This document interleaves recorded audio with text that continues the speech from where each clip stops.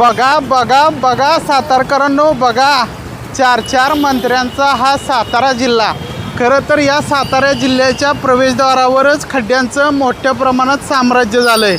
गेले कित्येक दिवसापासून हा साताराच्या प्रवेशद्वारावरच पडलेला हा खड्डा आहे. खरं तर गेल्या कित्येक दिवसापासून हा खड्डा पडल्यानंतर नागरिकांमधून तीव्र प्रतिक्रिया येत आहेत. मात्र तुझं का माझं करण्यात हा बॉम्बे रेस्टॉरंट चौकातला खड्डा आजही मोठ्या प्रमाणात वाढत चालला आहे.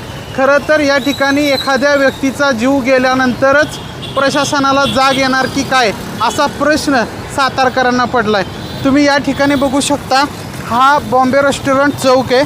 खरं तर हा पोवई नाक्याकडनं आलेला जो रस्ता आहे त्याची जबाबदारी ही खरं तर बांधकाम विभागाकडे आहे.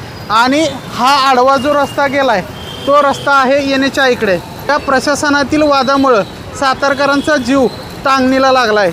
यामुळं आता 4 मंत्री असलेल्या जिल्ह्यात प्रवेशद्वारावरच जर खड्ड्यांचं साम्राज्य असेल तर सातारकर खड्ड्यात गेले असं म्हणायला हरकत नाही.